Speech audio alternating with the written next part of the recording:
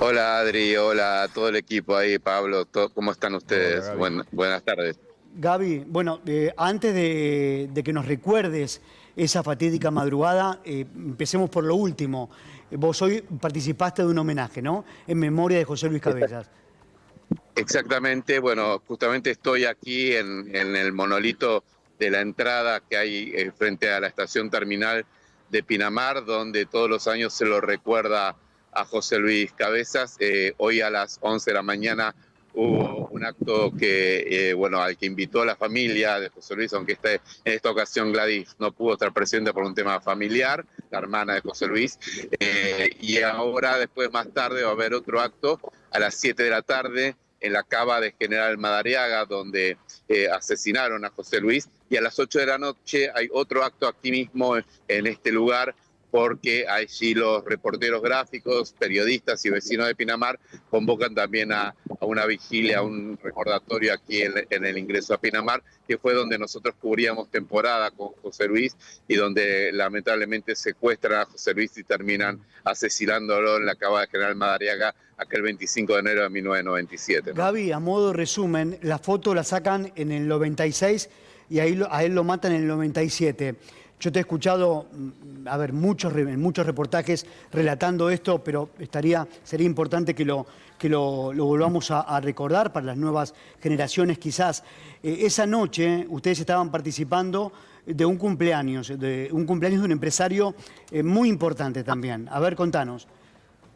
Bueno, justamente nosotros el verano del 96, de 1996, con José Luis conseguimos la famosa foto que le pone rostro al empresario Alfredo Chabrán, al cual no se le conocía el rostro, y era el empresario más poderoso de la Argentina, con muchos vínculos con el gobierno de Carlos Menem. Esa foto permitió conocer ese rostro desconocido, un personaje muy oscuro, muy tenebroso, muy mafioso.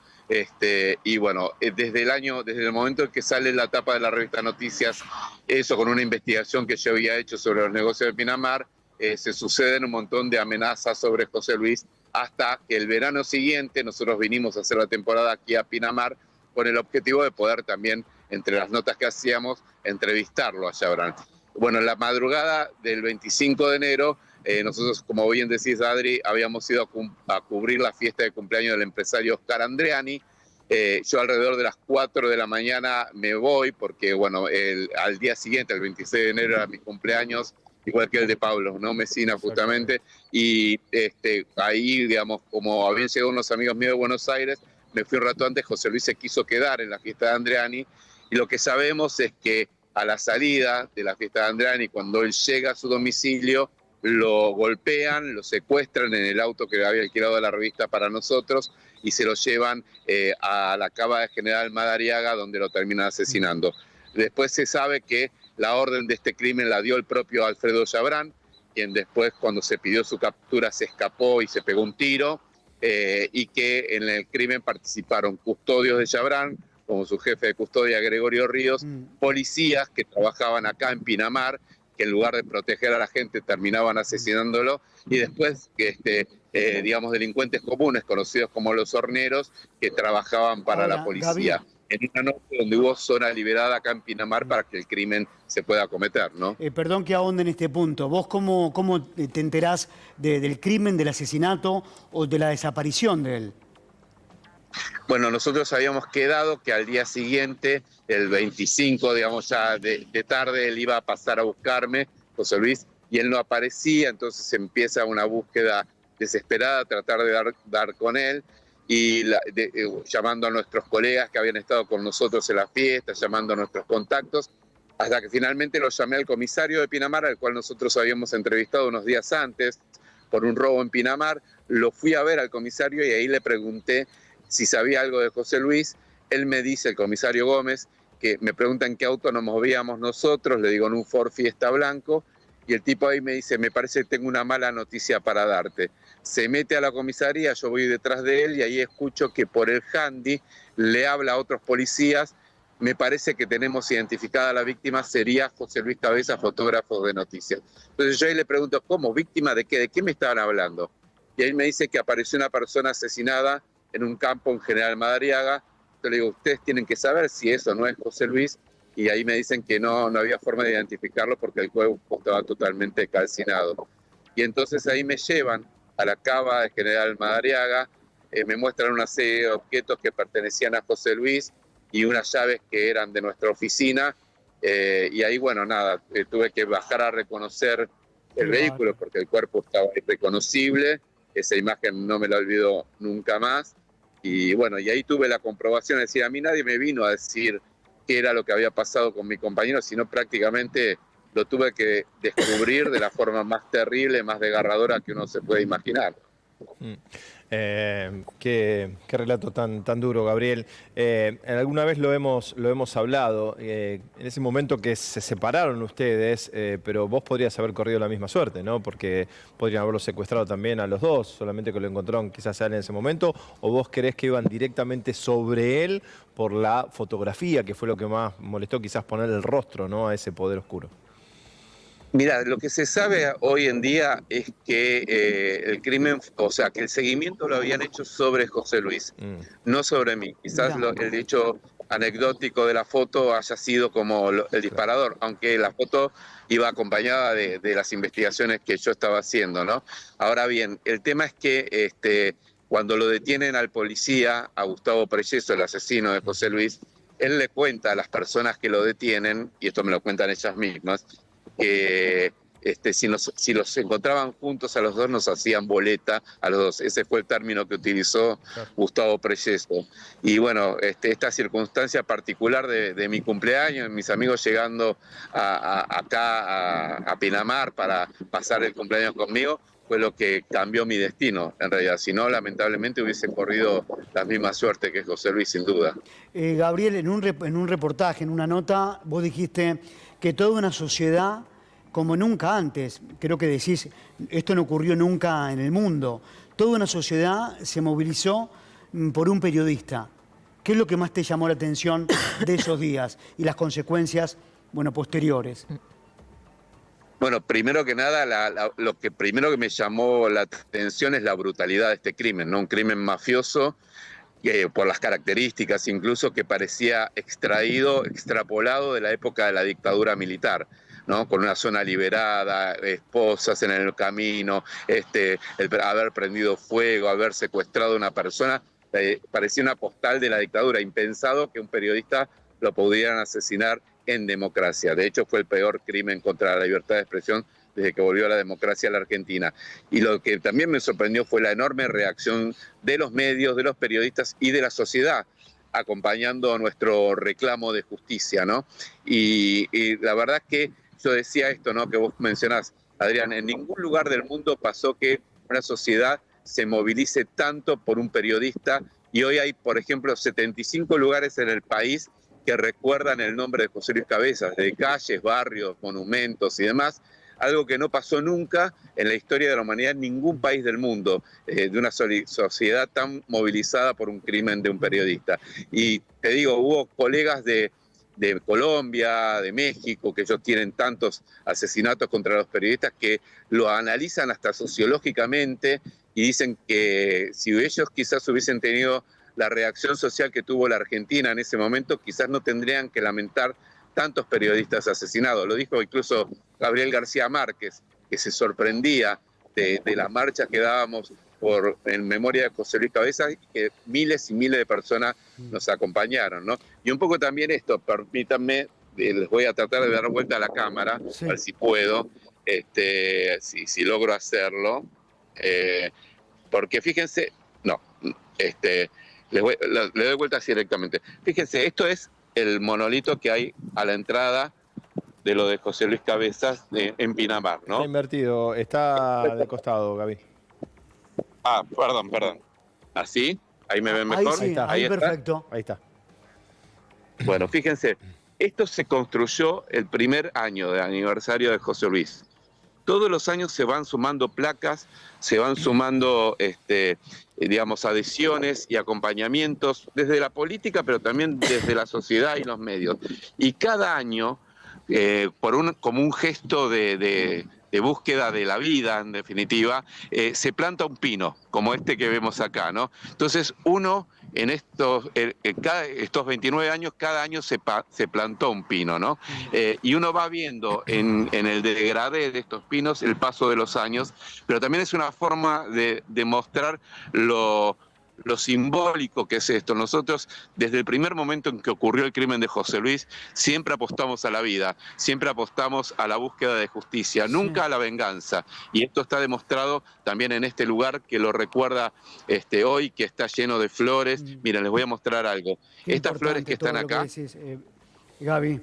estas flores que están acá son las flores que mandó a poner Cristina Cabezas, la viuda de José Luis, que bueno, que lo sigue acompañando en su dolor. Gaby, pero bueno, esto era un poco lo que quería mostrarles, sí. Los padres de él eran de Villa Domínico, si no me equivoco, ¿no? Yo recuerdo también a la mamá, a la mamá de él. ¿La cámara ve está bien ahí o vuelvo a horizontal? Girá de vuelta la imagen, así seguimos la entrevista. Ahí está. Los papás eran de Villa Domínico, Sí. De hecho José Luis Copigo compartía la pasión también por Independiente, ¿no? También la pasión por el periodismo y por Independiente. Los papás Norma y José lamentablemente fallecieron bueno, nada, ellos, según cuenta Gladys cada vez que puede, la verdad ellos se murieron de tristeza, dice Gladys, no la hermana de José Luis, y me parece que en un punto eso es algo para marcar, porque nosotros muchas veces lo que no nos damos cuenta es que cuando hay una tragedia de estas características o un crimen de estas características, hay víctimas que son su familia las que quedan, en definitiva, que sufren ese desgarro día a día, ¿no? Yo como amigo y compañero de José Luis estuve en contacto durante todos estos años con su familia y pude ver lo que es ese desgarro, ese dolor terrible. Y también uno lo ve en el crecimiento de sus hijos, de Agustina, de Juan, de Candela, incluso Agustina, que hoy ya tiene más años que los que tenía José Luis al momento de asesinarlos. José Luis tenía apenas 35 años cuando lo asesinaron. Y lamentablemente en estas postales humanas uno se da cuenta la dimensión de esta tragedia. Gabriel, ¿desde hace cuántos años ya no hay detenidos en la causa, en lo que fue el asesinato de las condenas? Y hace más de 10 años que no hay más detenidos. Todos los asesinos fueron condenados a perpetua, pero lamentablemente un fallo vergonzoso del Tribunal de Casación redujo la condena, y con perpetua y todo, que después fue ratificada por la Corte Suprema de la provincia y de la Nación, hubo el que menos cumplió fue 7 años de prisión para una perpetua, y el que más tiempo estuvo en prisión fue el policía Gustavo Preseso, que estuvo 12 años tras las rejas nada más. Eso es una perpetua, lamentablemente, en la Argentina, con una justicia que dio la espalda, que realmente le dio un bofetazo más, redictimizó a José Luis Cabezas, ya muerto, ¿no? Esa justicia para algunos diferente, ¿no? También, Gabriel, hoy es el día del reportero gráfico, ¿no? En alusión al asesinato de José Luis Cabezas. Vos ahí hablabas de una huella, de una imagen que no te la borrás cuando tuviste que reconocer la escena del crimen al propio José Luis. ¿Cómo se convive con el dolor por un carril, por un camino, tu carrera periodística, y por otro, bueno, ese dolor, ¿no? que tuviste que atravesar? Es difícil porque acá se te mezcla lo profesional con lo humano, ¿no? Y uno es antes que nada persona, ¿no? Entonces yo siempre digo que el crimen de José Luis Cabezas va a ser algo que me va a acompañar toda la vida. Yo digo, es como una música de fondo que me va a seguir siempre, porque siempre va a estar presente, porque estoy en contacto con la familia, conozco eso, y porque aparte me atravesó en mi vida personal y profesional. El dolor es indescriptible, porque digamos, uno pierde personas a lo largo de la vida, por la vida misma, pero nunca se imagina que va a pasar algo como lo que pasó con él, ¿no? Que tienen estas características tan atroces, donde yo les decía esto de la dimensión humana de una tragedia, ¿no? A mí, por ejemplo, me impactaba mucho Candela, la hija menor de José Luis, que tenía 5 meses al momento del asesinato, como ella vivió todas las marchas de lo de José Luis. Cuando tenía apenas 3 años, vos le preguntabas cómo se llamaba y ella te decía Candela Cabezas Presente, por el Cabezas Presente que escuchaba todo el tiempo, ¿no? Y esto también es como una cosa muy simbólica de lo que significa el dolor cuando está atravesado también por un fenómeno social de acompañamiento tan grande. Ahora, lo que digo es, pensemos que el caso de José Luis tuvo justicia en cierta medida en un primer momento, pero después, aún así, la verdad es que es una cosa increíble, porque hoy todos los asesinos están sueltos, ¿no? Imagínense, no tienen visibilidad, ¿no? Gaby, bueno, y otro hecho también conmocionante fue cuando se suicida Chabrán, ¿no? También fue una jornada. Él a dónde él se va de la ciudad de Buenos Aires, se aleja, no recuerdo en qué localidad San Isidro, se dispara. ¿no? ¿Dónde es que lo encuentran? Él se escapa de cuando la justicia dicta la captura por ser el autor intelectual del crimen, se escapa a la provincia de Entre Ríos, de donde él era oriundo y donde tenía una decena de estancias, y se esconde en la instancia San Ignacio, que era la de más difícil acceso, cerca de su Larroque natal, y allí cuando llega la policía que rodea la casa e ingresa a la casa, se pega un tiro con una escopeta escondido en el baño de su habitación, ¿no? Eso fue el 20 de mayo de 1998, es decir, un año y 3 o 4 meses después del crimen de José Luis.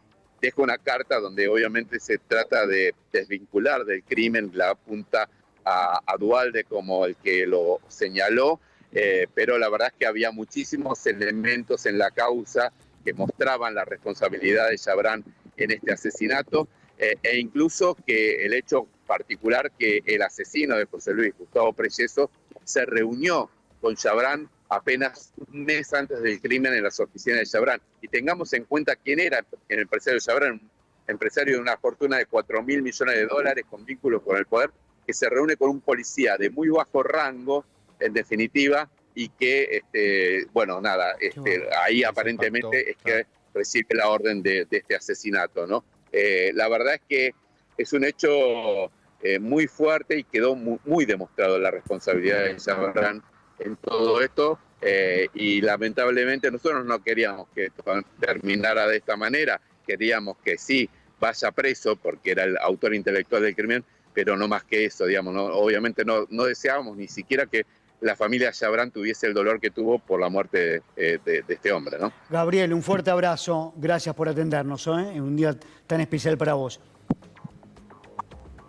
No, muchas gracias a ustedes, y déjame decir una cosita nomás, que es muy importante también, hoy lo dije en mi discurso, tengamos en cuenta que hoy estamos atravesando una situación muy difícil los periodistas con respecto al gobierno nacional, un gobierno que ha puesto a los periodistas en la mira y particularmente a los reporteros gráficos, como el caso de Pablo Grillo, casi pierde la vida por estar cubriendo una marcha, y esto es un llamamiento a la cordura, porque es un escenario muy parecido al previo al crimen de José Luis Cabezas. Sí. Y entonces es necesario que entienda el gobierno nacional que no puede accionar de esta manera, que la libertad de expresión es una libertad que es para todos, para que la democracia exista, que no es un privilegio de los periodistas, es un privilegio de la sociedad que necesita la libertad de expresión para vivir en democracia. Así que pido, por favor, que se tome conciencia de esto, y obviamente mi solidaridad con todos los colegas que están siendo agredidos violentamente y particularmente con Pablo Grillo, ¿no? Gabriel Miche, muchas gracias.